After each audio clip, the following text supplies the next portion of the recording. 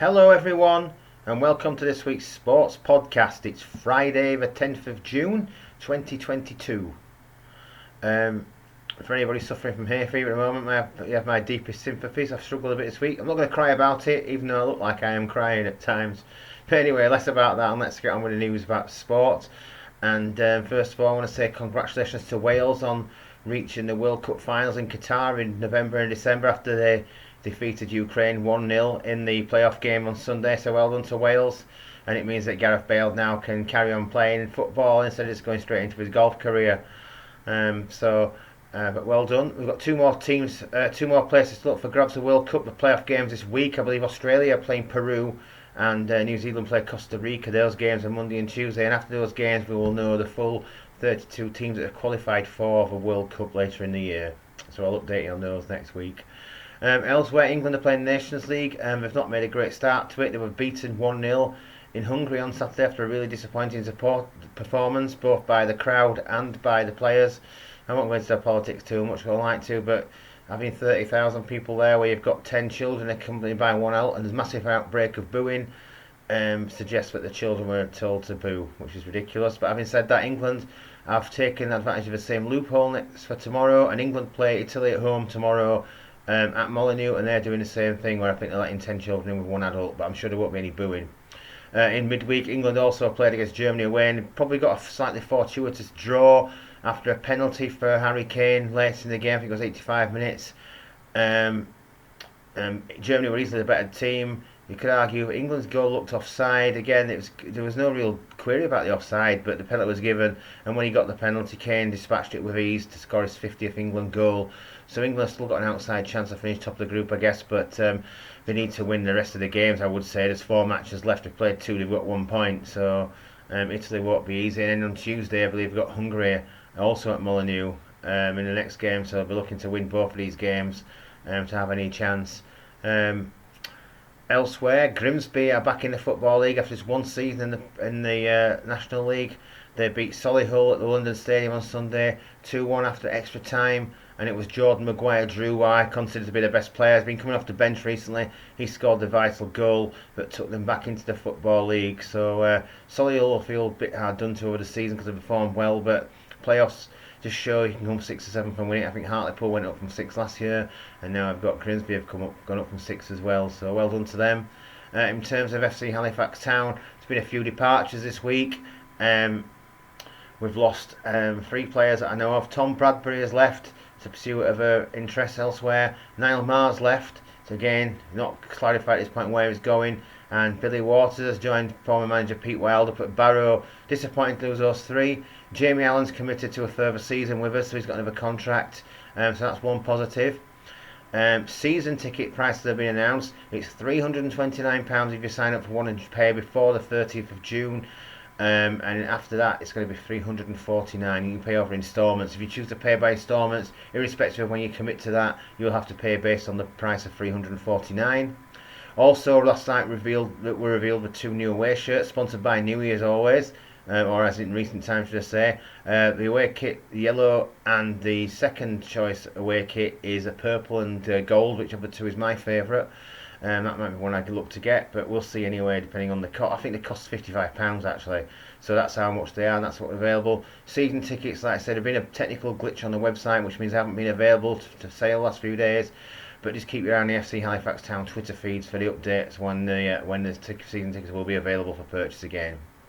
Okay, right, we'll move on from the football now. Talk about cricket. We'll start with England, and England won the first test against New Zealand. So great performance from Joe Root, 115 not out, taking England past the winning line, supported by Ben Foakes. I think he was 32 not out at the end.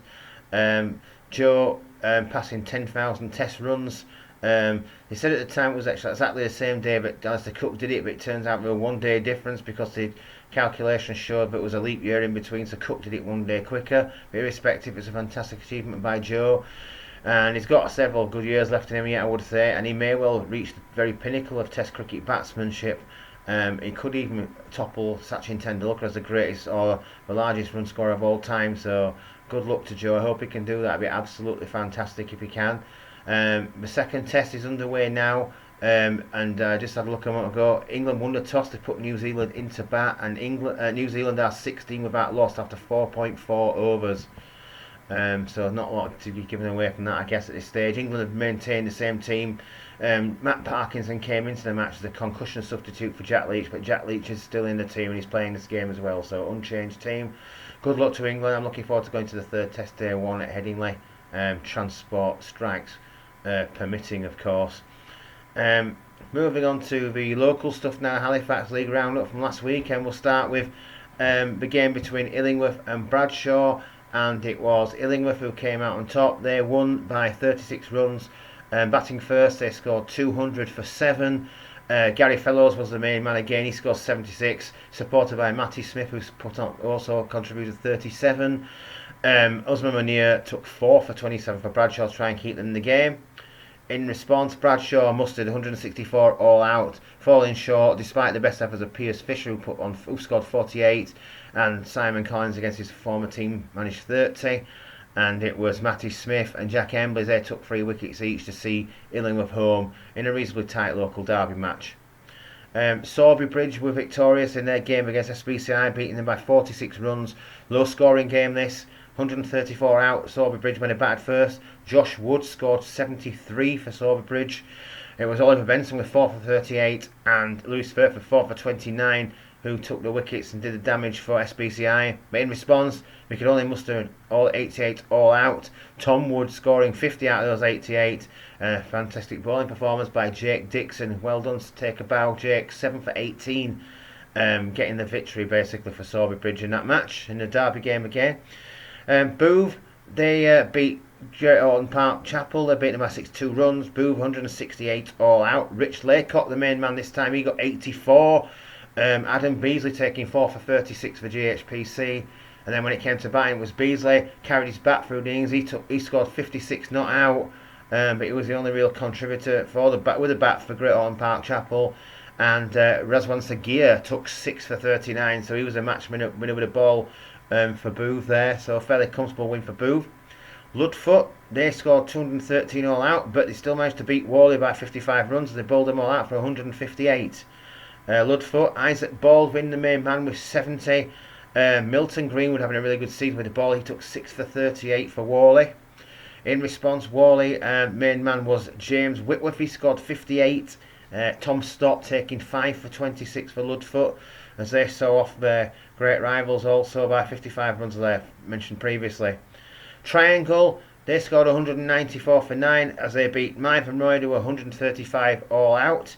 For Triangle, Curtis Whippy scored 50. Adam Stocks 47 and Ben Barker 37. I thought he was a speedway rider. In response, Mythe Royd, that's a mustered 135 all out, was Jacob Travis opening the batting. The wicket keeper, he scored 32. But it was Nathan Madden with another good performance from him, 4 for 39, that helped Triangle to take the victory here. And in the last game from last weekend in the Premier League, we had Thornton. They scored 274 for 4. Very good performance here. Josh Hutchinson in good form with a bat, 113 not out. Never good innings from him. We got Greg Stones with 68 and Ross Power with 41. They all contributed nicely for Thornton. And when Copley came to bat, they put up a brave effort. They managed to score 257 for 8. They were the only team last weekend batting second who weren't all out. And all the teams that batted first basically won. For Copley, Ollie Thorpe, always reliable, great season so far, 71 he scored. Gav Whip scored 46, and Nathaniel Hyde scored 40, unbeaten towards the end of the innings.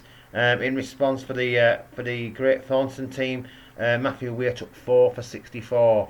So that's how last week's matches panned out.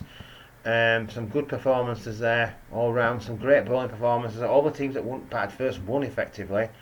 Moving on to this weekend's action, Boover at home to Thornton, Bradshaw at home to Ludfoot, Copley at home to Illingworth, SBCI at home to Mythe Royd, Triangle at home to Great Orton Park Chapel, and Worley at home to Sowerby Bridge. So that's sort of a derby game again there. So that's where we are with the Premier League stuff in the local cricket league. Moving away from cricket now, we're going to talk about Speedway, and the battle at the top of the Premier League is very interesting, I've got to say. Ipswich, Bellevue, Wolves, Sheffield stand in that order so far. Bellevue beating Ipswich in the Eurosport TV match on Monday night by 48 points to 42, despite the absence of Max Frick and Norwich Bloodhorn. They managed to stem the tide towards the end of the meeting. They were struggling a little bit at the start, but Ipswich put up a brave fight, especially Jason Doyle was unbeaten until his last ride. But in Heat 15, Zagar and Kurtz managed to beat him 5-1, which basically sealed the points for Bellevue. They struggled a little bit in the early heats. I think it was the grip that caught them out, because it's been a little bit slicker this season, but there were more grip and it seemed to suit Ipswich, who were trapping better as well. But as the meeting went on, Bellevue got to grips with the track a little bit better and they took the victory. Last night, Sheffield took a 46-44 narrow victory for Wolves in the last heat with a 5-1. I think it was Adam Ellis and Jack Holder. Wolves will point to losing a plug cap in Heat 1 for Steve Masters when they were a 5-1. They'll say that may have cost them the match, but it's still a very close match. Ipswich won at Kings Lynn by 47 points to 43, and this time Jason Doyle did manage a 15-point maximum, so he's in really good form at the moment. So it's very tight at the top. Those 4 teams I've mentioned look like they may be the playoff teams. We've only had 5 or 6 matches for most of the teams. The only big surprise that Peterborough still haven't, the defending champions still haven't registered a point this season in the league, so they're going to be really disappointed. I'm sure there may be a good chance of team changes coming for Peterborough as they try and put things right from the early part of the season.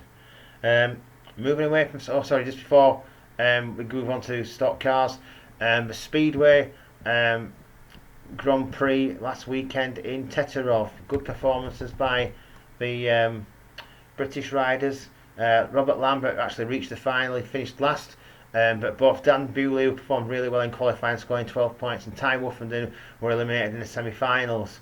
It was again dominated by the Poles. It was Janowski and Schmarzlik again taking control of the meeting, and I think you've got to say that Schmarzlik is going to be the world champion unless something really strange happens or he gets injured or anything like that. I think you've got to say he's likely to be the champion again this season, which will be his 3rd title in 4 seasons. So yeah, moving on to stock cars now. Last weekend saw the Scottish weekend, and on Friday at Lochgelly the winner was number 48 Sean Webster, and on Saturday the winner was number 47 Simon Traves, who's the Scottish champion. The weekend was missing Tom Harris and Ryan Harrison, so you could argue the top guys weren't there. This weekend we've got the penultimate World Championship qualifying round at Sheffield. There, I believe, there are 38 cars booked in so far. I've looked at the booking list a little while ago. All the top guys over there: Harris, Paul Harrison, Ryan Harrison, Craig Finickin, Frankie Wayman, John Lund, Lee Fairhurst. They're all going to be taking part, so that should be a good meeting. And it's at lunchtime on Sunday. Rugby League now, and Halifax Panthers, after 8 successive victories, came back to earth with a bump, but not so surprising really when you consider they're playing Leigh. They lost 36-0. Now I'm sure Halifax weren't dreadful. It's just the fact that Leigh have got so much more money and better quality players. The same can be said of Featherstone. You probably say Leigh are slightly better than Featherstone, but you may see an into that argument on Monday because they play each other on Premier Sports in their league clash. They've had 1 victory each so far. Featherstone won the home match in the league, and Leigh won the AB Sundex 1895 trophy at Wembley at Tottenham Hotspur Stadium against Featherstone. So a fairly evenly matched, but I think people generally feel that Leigh are slightly better team of the two. They've got Super League quality players. Halifax haven't got that. It must be a little bit demoralising. A friend of mine went and he says you can see the size of the Leigh players compared to the Halifax players, and that just doesn't seem right to me. But unfortunately, there's a lot of inequality in rugby league. In terms of financial aspects anyway. This Sunday Halifax will be hoping to bounce back. They're away to Whitehaven. It will be a tough match. It won't be easy at all up there up in Cumbria. So they need to get off to a good start after what happened last weekend. So good luck to the Panthers. Elsewhere, yeah, that's right. In the Super League, I think it's Salford and Wigan tonight on TV. That's the main game this weekend as far as I could tell. I was expecting there to be a game last night, but there wasn't. And moving on to next week and some of the major events, we've got the finals, or semi-finals and finals of the Premier League darts on Monday evening. You've got to fancy either Johnny Clayton or Michael Van Gerwen to win that. I think it's in Amsterdam actually, and the other 2 finalists are James Wade and Joe Cullen. Cullen will be looking for his first ever major title really, or what I consider to be a major title anyway. But he's got to be considered outside, but he's got nothing to lose. But yeah, I think Clayton or Van Gerwen are favourites. We've got Royal Ascot starting on Tuesday, running for the rest of the week. At this stage, it looks like the Queen probably won't be attending the opening ceremony. She normally rolls down the track in her carriage, but she's not going to be doing that, I don't think. But things can change before Tuesday. And then our other event, major event next week is the US Open Golf. It starts on Thursday. I think it's at Brookline. So obviously, quite a lot of players will be missing because they've been banned by the PGA after they split with the Live Golf thing. What's going on with a Saudi-backed organisation playing their first tournament this week in Hertfordshire. I'm not going to go into the rights and wrongs of that because it's not the place for politics, isn't this podcast? Anyway, I think I've rounded up most of the major events from the sporting week last week and coming forward week coming, should I say. So I hope you've enjoyed watching as always. Don't forget to like, share and subscribe on YouTube, and I'll be back next Friday with another video. Until then, look after yourself, enjoy the sport and the weather, and all the best, and bye from me for now. Bye.